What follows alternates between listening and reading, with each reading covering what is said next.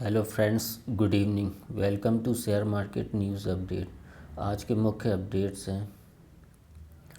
काफ़ी समय से ऑटोमोबाइल और कंस्ट्रक्शन इंडस्ट्रीज के लिए परेशानी का सबब रही स्टील की ऊंची कीमतें नरम पड़ने लगी हैं। स्टील तैयार करने में इस्तेमाल होने वाले दो प्रमुख कच्चे माल आयरन और कोकिंग कोल के दाम अंतर्राष्ट्रीय बाजार में घटने से यह राहत मिली है। बीते एक महीने में स्टील के दाम करीब 3,000 रुपये प्रति टन घट गए हैं। आगामी महीने में दाम 3,000 रुपये प्रति टन और घटने की संभावना है। स्टील का सबसे अधिक इस्तेमाल ऑटोमोबाइल और कंस्ट्रक्शन में किया जाता है। एक कार में स्टील की हिस्सेदारी औसतन 39% होती है। पुल के निर्माण में स्टील का इस्तेमाल 25% और इमारत निर्माण में 15% स्टील इस्तेमाल किए जाते हैं। ऐसे में स्टील की कीमतों में कमी से इन दोनों सेक्टरों को बड़ी राहत मिलेगी। दुनिया भर से कोयले की सप्लाई बढ़ी है। कई एशियाई देशों ने खरीद घटाई है। चीन ने अपने यहाँ कोयले के खनन पर लगी रोक हटा ली है। बिजली संकट की वजह से चीन में स्टील की प्रोडक्शन में कमी आई है। इससे दुनिया में आयरन और की मांग घटी और कीमतों में कमी आई है। नेक्स्ट अपडेट है। निवेशकों का लगातार म्यूचुअल फंड में निवेश बढ़ रहा है। इस वजह से म्यूचुअल फंड इंडस्ट्रीज का औसत asset under management AUM 38.45 lakh crore रुपए हो गया है। नवंबर महीने में इक्विटी फंड में 11,614 करोड़ रुपए आए हैं। यह लगातार 9वां महीना है जब इस इक्विटी स्कीम में पॉजिटिव निवेश रहा है। इक्विटी फंड में निवेश उस माहौल के विपरीत है जहां शेयर बाजार में भारी उथल पुथल है। कभी 1000 पॉइंट बाजार टूटता है तो कभी 1000 पॉइंट बढ़ता है, लेकिन म्यूचुअल फंड में लगातार निवेशक निवेश कर रहे हैं।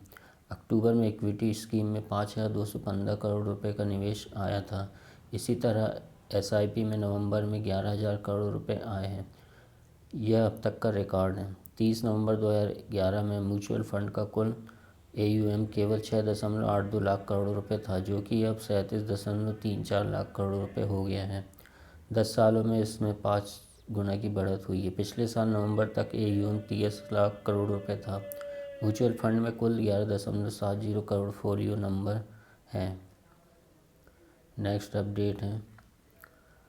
डेटा पार्टनर्स का IPO 14 से खुलकर 16 दिसंबर को बंद होगा। इसका इशू प्राइस 555 से 585 रुपये तय किया गया है, जिसमें 25 शेयर का लॉट होगा। इस IPO से कंपनी 588 करोड़ रुपए जुटाएगी।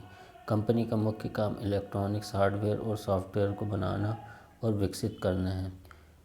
इसका रेवेन्यू मार्च 2021 तक 226 करोड़ रुपए और प्रॉफिट 55 करोड़ रुपए था। एक साल पहले इसका रेवेन्यू 160 करोड़ रुपए और प्रॉफिट 21 करोड़ रुपए था। वही HP एडेसिव लिमिटेड का इशू 15 से खुलकर 17 दिसंबर को बंद होगा। कंपनी में एक लॉट में 50 शेयर के लिए निवेश कर सकते हैं। इसका इशू प्राइस 262 से 274 रुपये तय किया गया है। कंपनी इस IPO से 125.96 करोड़ रुपए जुटाएगी। यह अधेसिव और सीलेंट सेक्टर की कंपनी है। इस कंपनी के प्रोडक्ट्स प्लम्बिंग, ड्रेनेज और कंस्ट्रक्शन के काम में आते हैं। मार्च 2021 में वर्ष तक कंपनी का रेवेन्यू 123 करोड़ रुपए जबकि प्रॉफिट 10 करोड़ रुपए था। 2020 में इसे 4.6 करोड़ रुपए का घाटा हुआ था। मेडप्लस हेल्थ सर्विस का IPO 13 दिसंबर को खुलकर 15 दिसंबर को बंद होगा। इसमें 18 शेयर्स के लॉट के लिए निवेश कर सकते हैं। इसका इशू प्राइस 780 रुपये से 796 रुपये प्रति शेयर तय किया गया है। कंपनी इस IPO से 1,398 करोड़ रुपए जुटाएगी। रेवेन्यू स्टोर के मामले में यह भारत की दूसरी सबसे बड़ी फार्मेसी रिटेलर है। यह फार्मा और वेलनेस प्रोडक्ट बनाती है, जिसमें medicine, vitamin, medical device, test kit और होम और पर्सनल केयर जैसे प्रोडक्ट शामिल हैं। जून 2021 तक कंपनी के पास कुल 2,165 रिटेल स्टोर थे। मार्च 2021 तक इसका रेवेन्यू 3,090 करोड़ रुपए का था, जबकि प्रॉफिट 63 करोड़ रुपए था। इस कंपनी के जरिए आप एक फ़ोन कॉल से भी सामान बुक कर सकते हैं और स्टोर पर अपना ऑर्डर दे सकते हैं। इस तरह की सेवा देने वाली यह पहली कंपनी है। टेगा इंडस्ट्रीज के शेयर की लिस्टिंग 13 दिसंबर को होगी। पिछले हफ्ते टेगा इंडस्ट्रीज के इशू को 200 गुना से ज़्यादा रिस्पांस मिला था। वही आनंद राठी के इशू की लिस्टिंग 14 दिसंबर को होगी। आनंद राठी का इशू 9 गुना सब्सक्राइब हुआ था। वही रेडगेन ट्रेवल के शेयर्स की लिस्टिंग 17 दिसंबर को होगी। इसका इशू गुरुवार को बंद हुआ था।